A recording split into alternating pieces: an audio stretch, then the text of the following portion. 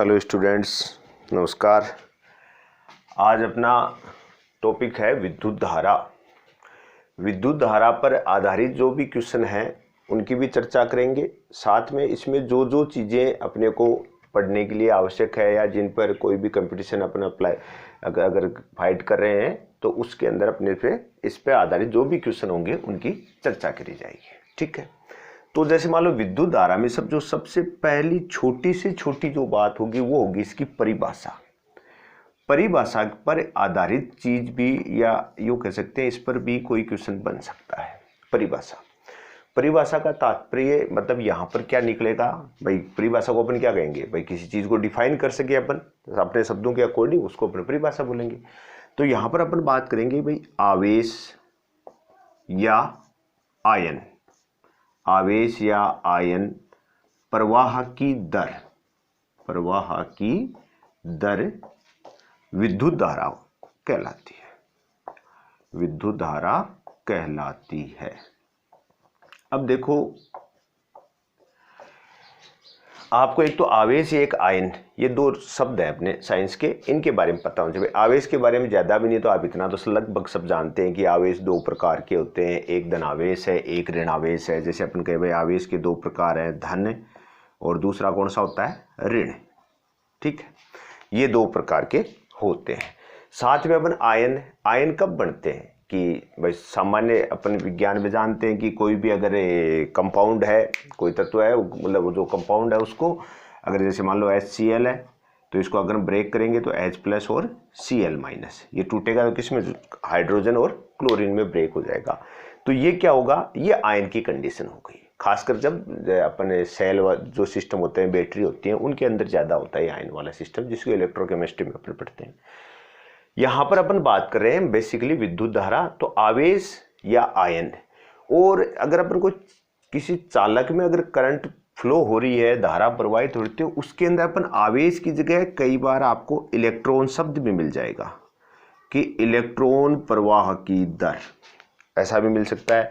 आवेश प्रवाह की दर या आयन प्रवाह की दर या इलेक्ट्रॉन प्रवाह की दर को अपन क्या बोलेंगे, विद्युत धारा। ठीक है, अब देखो जो आपने भाषा है एक सामान्य रूप से परिभाषा, उसका अगर गणितीय स्वरूप देखें तो क्या होगा, I = Q/T। ठीक है, I कौन हो गई आपकी, विद्युत धारा। I किसको रिप्रेजेंट करिए, विद्युत धारा का। Q किसको, आवेश को। T समय को। तो जब दर की बात आ जाए ना कि भाई दर शब्द आ गया तो इसका सिंपल सा अर्थ है कि आपका समय हमेशा किस में जाएगा, भाग में जाने वाला। तो I बराबर हो गया Q/T। ठीक है, ये आपका ऐसे कह सकते हो कि विद्युत धारा का एक समीकरण है। ये क्या हो गया, आपके विद्युत धारा का समीकरण हो गया, I बराबर Q/T। फिर विद्युत धारा के अगर परिचय की बात करें तो इस विद्युत धारा एक भौतिक राशि है, और भौतिक राशि का परिचय करें तो अपन उसका मात्रक की भी बात करते हैं। साथ में मात्रक भी आप जानते हैं, एक तो MKS प्रकार के होते हैं, एक CGS, एक SI। तो मुख्यतः अपने को जो ध्यान रखना है वो SI मात्रक को ही ध्यान रखना है। अब जैसे अपन बात करें विद्युत धारा, तो विद्युत धारा का SI मात्रक का सिंपल सा है, अंतर्राष्ट्रीय पद्धति में जिसको अपन काम में लेते हैं उसको अपन SI मात्रक बोलते हैं। अंतर्राष्ट्रीय पद्धति का मात्रक है, इसको अपन लेते हैं विद्युत धारा में किस नाम से जाना जाता है, इसको एम्पियर। विद्युत धारा का SI मात्रक क्या हो जाएगा आपका, एम्पियर। एक तो ये हुआ। अब यहाँ पर देखो आवेश का शब्द आ गया, Q है, आवेश को का निरूपण किससे करते हैं, Q से। तो अपने को ये भी ध्यान रखना चाहिए कि आवेश का SI मात्रक क्या है, आवेश का SI मात्रक तो अपन बात करेंगे तो परिचित है शायद आप सभी, कूलाम। आवेश का SI मात्रक क्या होता है, कूलाम। और समय का SI मात्रक हो या MKS मात्रक हो, CGS मात्रक हो, कोई भी मात्रक हो, हमेशा क्या होगा, वो सेकंड होता है। तो यहाँ से अगर अपन एक और अगर यहाँ से बात करना चाहें कि भाई इसका अगर अपन निरूपण करना चाहें तो देखो यहाँ से एक चीज और बन सकती है, अपन एक मात्रक और बना सकते हैं। क्या, देखिए अपन बात कर रहे हैं भाई विद्युत धारा की, तो विद्युत धारा के अंदर अपन ने कहा कि भाई I = क्या है, Q/T। I का मान क्या है, Q/T। Q को आपने अभी कहा, इसको तो क्या कहा, एम्पियर।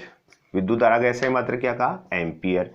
आपने चार्ज आवेश था, इसके एसआई मात्रक को क्या कहा? कूलाम, और इसके मात्रक को क्या कहा? सेकेंड। तो बताओ विद्युत धारा का एक मात्रक और गया कूलाम प्रति सेकेंड, दूसरा मात्रक क्या बन गया? कूलाम प्रति सेकेंड।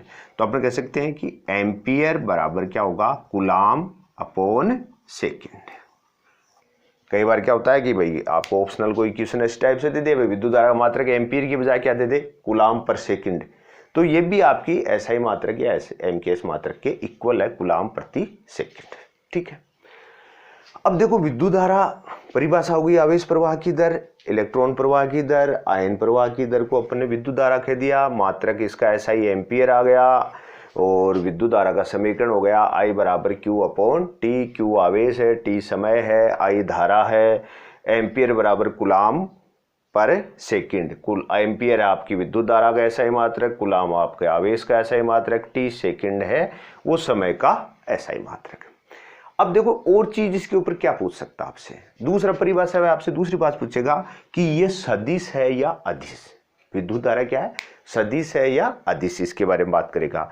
तो आपको ध्यान होना चाहिए, अपन परिपथ जब आपने भाई परिपथ हल करे हैं तो परिपथों के अंदर अपन ने जरूर क्या किया कि भाई करंट की डायरेक्शन क्या बताते हैं। पर परिपथ जब हल करते हैं तो जैसे मान लो आपकी ये बैटरी है, तो अपने बैटरी के बड़े वाले सिरे को प्लस मानते हैं, छोटे वाले को क्या मानते हैं? माइनस। और हमेशा करंट क्या करते हैं? प्लस टू माइनस ऐसा रिप्रेजेंट करते हैं कि विद्युत धारा कहाँ से निकल रही है? प्लस से तो निकलती है और माइनस को आती है। तो इस तीर को देखकर अपने कभी माइंड में कंफ्यूजन हो जाता है कि हाँ करंट की दिशा होती है पर सदिश है, मतलब दिशा होती है, और किधर होती है? प्लस से माइनस। लेकिन वो अपना मिसकंसेप्ट है। करंट एक अदिश राशि है, हमेशा ध्यान रखिएगा। विद्युत धारा एक अदिश राशि है, इसकी कोई दिशा नहीं होती भाई। विद्युत धारा एक अदिश राशि है, ठीक है ना। ये चीज आपको क्लियर होनी चाहिए कि विद्युत धारा क्या है? एक अदिश राशि है, इसकी डायरेक्शन नहीं होती। सर्किट में आप जो प्लस माइनस यूज करते हैं कि भाई प्लस से करंट निकाल रहे हैं माइनस की ओर जा रहे हैं, तो आप ध्यान रखिएगा वो सिर्फ अपन परिपथ हल करने के लिए ऐसा करते हैं, बल्कि ऐसा कुछ नहीं होता है कि विद्युत धारा कोई सदिश राशि है। विद्युत धारा के लिए आप हमेशा ध्यान रखिएगा अदिश राशि है। इसके अलावा इस परिभाषा वाले हिस्से में से या इस फॉर्मूले पे और क्या क्वेश्चन बनता है? देखो आप I बराबर आपके पास आ गया Q अपॉन टी, ठीक है। इसको कई बार ऐसा भी लिखा मिलता है del Q upon del t, ठीक है। मतलब डेल Q का सेंस क्या हो गया? आवेश में अंतर। भाई इस डेल का, ये इसको अपन डेल बोलेंगे तो इसका क्या अर्थ हो गया? आवेश में अंतर। और डेल टी मतलब समय अंतराल, आवेश का अंतराल और समय का अंतराल। तो अगर आप चाहो तो इसको ऐसा भी लिख सकते हो Q2 minus Q1 upon T2 minus T1, मतलब अंतर को ही रिप्रेजेंट करेगा हमेशा डेल Q। और डेल T है ये हमेशा किसको रिप्रेजेंट करेगा? समय अंतराल को। डेल जो होता है आपका ये त्रिभुज टाइप की डिजाइन है, ये अंतराल के लिए काम में लिया जाता है। हमेशा कोई चीज में अंतर होगा तो अपन इसको निरूपित करेंगे। तो देखो ये जो आपका फॉर्मूला है इसका एक स्वरूप और मिलेगा आपको कब? जब कई बार ऐसा लिखते हैं I is equal to limit del t tends to 0 del Q upon del t, ऐसा भी लिखते हैं। भाई इसी चीज को del Q upon del t को अगर अपन limit del t tends to, limit का अर्थ हो गया सीमा, सीमा है वो भी किसको बाउंड किया आपने सीमा में? समय को। किधर की ओर जा रहा है? 0 की ओर। तो इस पूरे पद को गणितीय संक्रिया एक होती है अवकलन, तो I बराबर लिख दिया जाता है dq upon dt। I is equal to क्या लिख देते हैं? dq upon dt।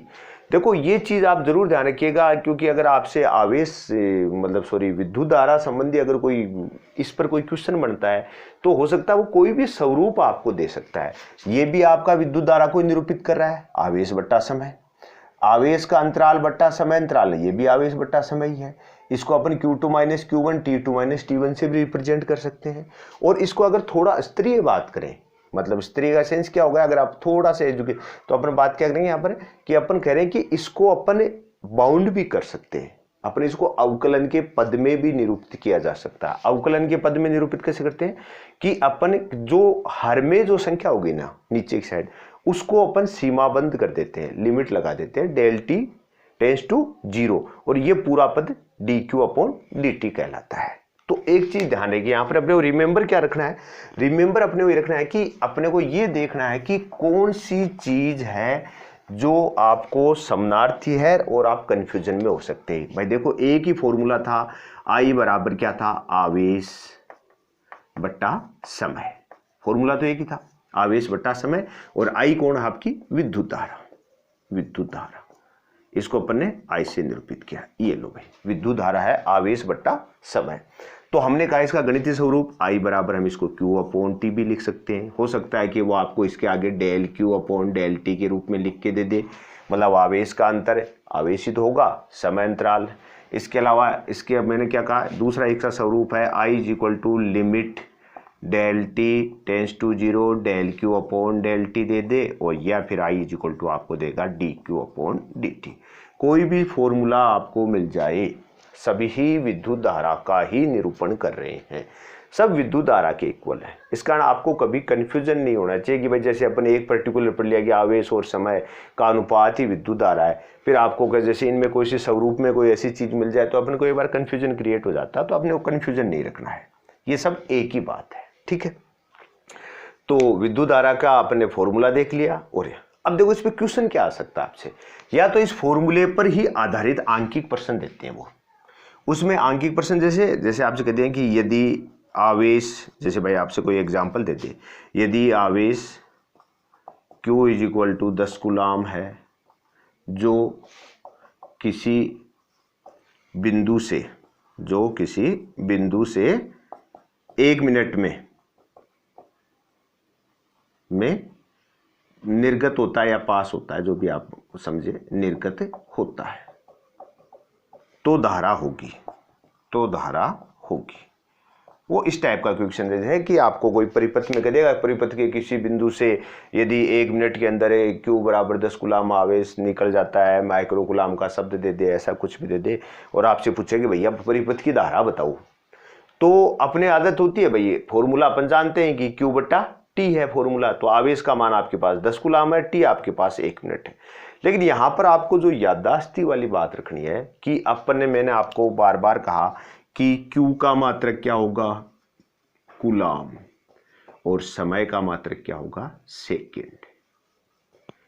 यहां पर समय किस में है आपके पास, मिनट में है, तो मिनट वाली कंडीशन के अंदर अपन इस चीज को कन्वर्ट करना पड़ेगा, बदलना पड़ेगा आपको, मिनट को किस में, सेकंड में बदलना पड़ेगा। तो आप कहेंगे I बराबर क्या होता है, Q अपॉन टी, और Q का मान आपके पास 10, आगे मात्रक क्या है, कूलाम, अपन जानते हैं आवेश का मात्रक किस में रहना है, कूलाम में, तो कूलाम है तो अपन ने लिख दिया डायरेक्टली, कोई दिक्कत नहीं। लेकिन समय का मान 1 मिनट है, तो मिनट को किस में कन्वर्ट करेंगे आप, सेकंड में, तो अपन कहेंगे 1 × 60। अब ये जो भी आएगा वो अपना आंसर हो जाएगा कि हाँ ये अपना I is equal to Q upon t 10/60, अपन इसको हल कर लेंगे, तो इसका जो रिजल्ट आएगा वो किस में आएगा, एम्पियर में आने वाला है, रिजल्ट किस में आएगा, एम्पियर में आएगा।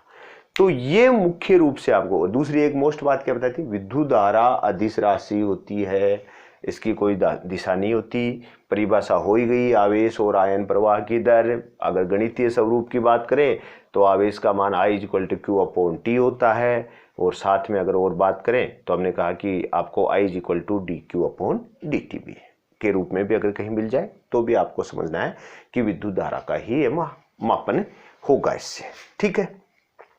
तो ये तो अपने विद्युत धारा का एक सामान्य परिचय हुआ कि विद्युत धारा ये। अब कहानी ये है कि विद्युत धारा अपन इस टॉपिक के अलावा भी अपन जानते हैं कि भाई विद्युत धारा है, उसका मापन तो आपने देख लिया भाई एम्पियर में है, इन सब चीजों में है, लेकिन आपने एक चीज जरूर देखी होगी कि विद्युत धारा प्रवाह सिर्फ चालकों में होता है।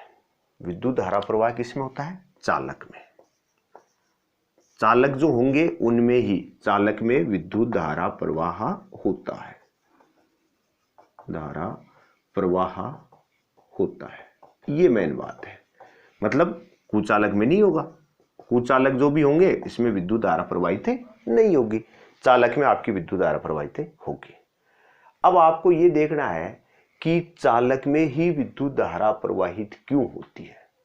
भाई कुचालक है, अब चालक के तो उदाहरण जानते हो, जितनी भी धातुएं सारी चालक ही है, तो चालक में ही विद्युत धारा प्रवाहित क्यों होती है, कुचालक में क्यों नहीं होती, इसके बारे में आपको जानना पड़ेगा। तो एक चीज ध्यान रखिएगा, चालक जो भी तत्व होते हैं इनके अंदर क्या होते हैं, मुक्त इलेक्ट्रॉन, या तो मुक्त इलेक्ट्रॉन कह सकते हैं आप, या इसको क्या कह सकते हैं, मुक्त आवेश उपस्थित रहते हैं। जिनमें मुक्त इलेक्ट्रॉन और मुक्त आवेश उपस्थित होंगे, विद्युत का संचरण केवल उन्हीं तत्वों में होता है। इस कारण विद्युत धारा हमेशा मुक्त इलेक्ट्रॉन या मुक्त आवेश जिसके अंदर उपस्थित है उनमें होंगे। कुचालक के अंदर इनकी उपस्थिति नहीं होती, कुचालक में मुक्त इलेक्ट्रॉन या मुक्त आवेश की उपस्थिति नहीं होती, इस कारण इनमें विद्युत धारा का संचरण नहीं होता। ये चीज आप ध्यान रखिएगा। दूसरी बात क्या है कि एक सेकंड